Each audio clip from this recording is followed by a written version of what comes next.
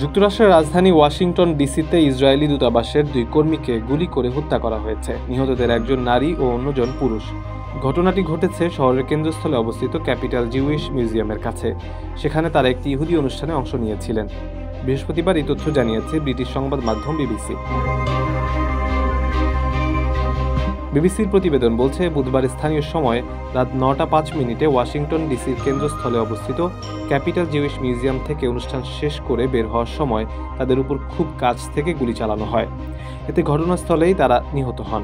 বিবিসির মার্কিন অংশীদার সংস্থা সিবিএস নিউজ সূত্রে জানা গেছে, এই হামলা তাদেরকে লক্ষ্য করেই করা হয়েছে, অর্থাৎ এটি ছিল ইচ্ছাকৃত হামলা।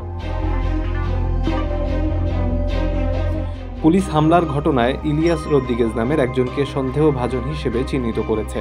তিনি শিকাগো থেকে এসেছেন এবং বর্তমানে পুলিশ হেফাজতে রয়েছেন। জাতিসংঘে নিযুক্ত ইসরায়েলের রাষ্ট্রদূত এই ঘটনাকে ইহুদি বিদ্বেষী সন্ত্রাসী হামলা বলে অভিহিত করেছেন এবং কড়া নিন্দা জানিয়েছেন। ইসরায়েলি দূতাবাসের মুখপাত্র আল নাইম কোহেন এক বিবৃতিতে বলেন, আমরা স্থানীয় ও ফেডারেল আইন শৃঙ্খলা বাহিনীর উপর সম্পূর্ণ আস্থা রাখছি যে তারা অপরাধীকে আইনের আওতায় আনবে এবং যুক্তরাষ্ট্র জুড়ে ইসরায়েলি প্রতিনিধি ও ইহুদি সম্প্রদায়ের নিরাপত্তা নিশ্চিত করবে।